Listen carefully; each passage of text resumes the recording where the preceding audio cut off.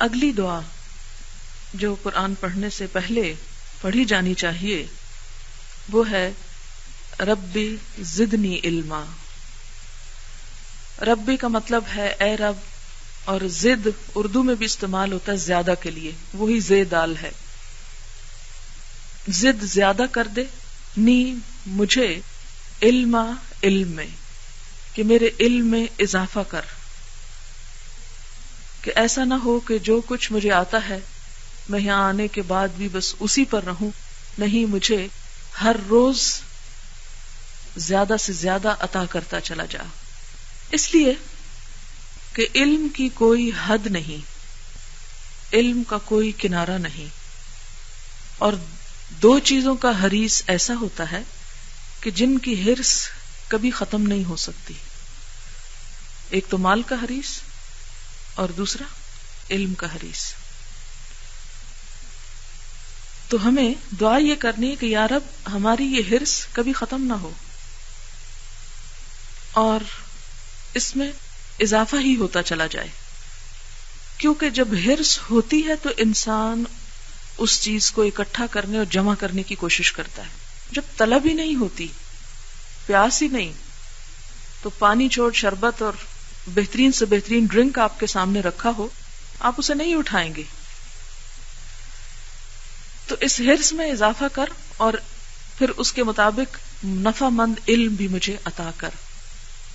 اس لیے یہ دعا پڑھنا بہت ضروری ہے. آپ کو معلوم ہے یہ دعا کس کو سکھائی گئی تھی؟ نبی اکرم صلی اللہ علیہ وسلم کو. وَقُلْ رَبِّ زِدْنِي عِلْمًا، اور آپ کہہ دیجئے یا آپ کہا کیجئے کہ اے رب میرے علم میں اضافہ فرما. اللہ کے رسول صلی اللہ علیہ وسلم جن کے معلم خود اللہ سبحانہ و تعالیٰ تھے، ان سے کہا جا رہا ہے کہ آپ اور مانگیے. اللہ تعالیٰ ہی دراصل علم کا سورس ہے اور حقیقی علم اسی کے پاس ہے. بسا اوقات ایک انسان کے پاس بہت علم ہوتا ہے لیکن وہ اصل حقیقت سے آشنا نہیں ہوتا کہ ریئلٹی کیا ہے. اسی لیے نبی صلی اللہ علیہ وسلم نے ایک دعا مانگی ہے اور وہ دعا یہ ہے کہ یا رب مجھے چیزوں کو ویسا ہی دکھا جیسی وہ ہیں. ارنی حقیقت الاشیاء کما ہیا، کہ ایسا نہ ہو کہ ہم کسی شک و شبہ یا کسی ایسے کنفیوژن کا شکار ہوں کہ ہم کسی چیز کو سمجھیں کچھ اور وہ حقیقت میں کچھ اور ہو، تو وہ تو دھوکہ کھانے والی بات ہے. ایسا نہ ہو کہ ہم اپنی یہ ساری زندگی ایک فریب میں گزار کے چلے جائیں. اللہ کے بارے میں، آخرت کے بارے میں، اس دنیا کے بارے میں ہم کسی فریب کا شکار رہیں اور جب ہماری موت ہو تو ہمارے اوپر حقیقت آشکارا ہو اور پھر ہم واپس بھی نہ لوٹ سکیں. تو اس لیے علم کی زیادتی کے ساتھ ساتھ حقیقی علم کی تمنا. اور جیسا کہ آپ جانتے ہیں کہ انسانوں کو جو علم دیا گیا ہے وہ اللہ تعالی کے علم کے مقابلے میں اتنا بھی نہیں جتنا ایک سمندر کے مقابلے میں ایک قطرہ ہوتا ہے.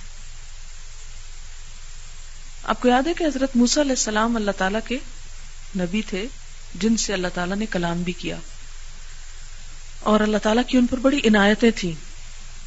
جب ساری قوم کو جان کا خطرہ تھا تو اللہ تعالیٰ نے ان کو زندگی دی، بچایا اور ان کے اور اپنے دشمن کے گھر میں پالنے کا انتظام کیا اور پھر اس کے بعد ان سے کلام کیا.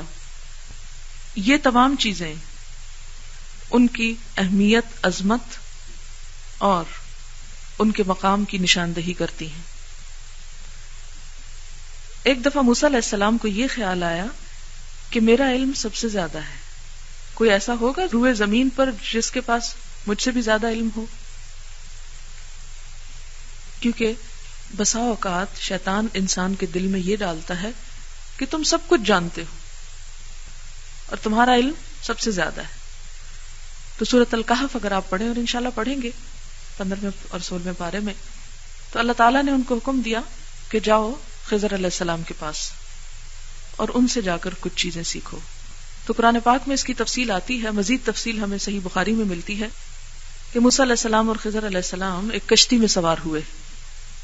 کشتی میں بیٹھے ہی تھے کہ ایک چڑیا آئی، ایک پرندہ آیا اور اس نے بیٹھ کر یعنی پانی کے اوپر ایک چھوٹی سی ٹھونگ سی ماری اور ایک قطرہ پانی لیا. تو اس پر حضرت خضر علیہ السلام نے حضرت موسیٰ علیہ السلام کو یہ بتایا کہ اللہ تعالیٰ کے علم کے مقابلے میں ہمارا علم بس یہ ایک قطرہ ہے.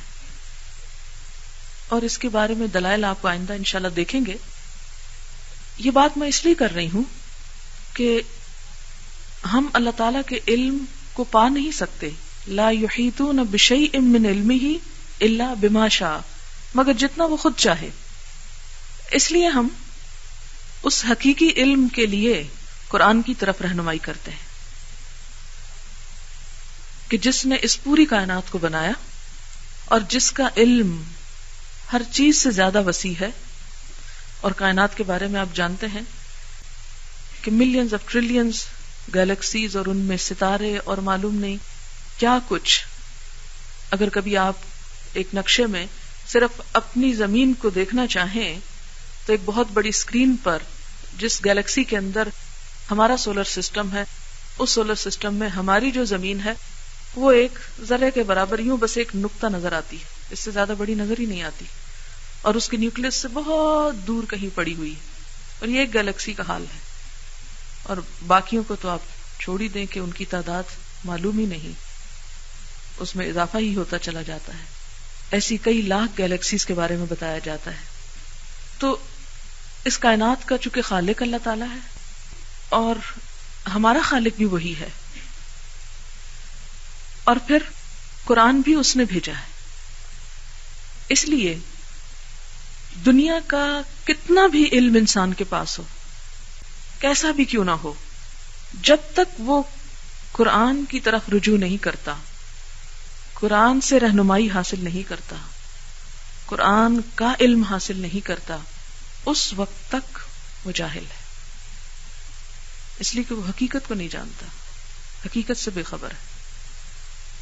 کیونکہ حقیقت کے بارے میں سب سے بڑی خبر خود اس خالق کے کائنات نے دی ہے، اور جب تک اس کی خبر ہمیں نہیں پہنچتی، جب تک ہم وہ نہیں جانتے، اس وقت تک سب جانا ہوا نہ جاننے کے برابر ہے. کیونکہ وہ سارا علم، اس کی پھر انٹرپریٹیشن ہم کسی اور ریفرنس میں کرتے ہیں. تو بہرحال یہ تو تھی اس بات کی ابتدا اور تمہید کہ ہمیں قرآن کی طرف رجوع کرنے کی ضرورت کیا ہے. آپ دعا پڑھ لیجئے 3 دفعہ رب زدنی علما، شعور کے ساتھ. رب زدنی علما، رب زدنی علما، رب زدنی علما.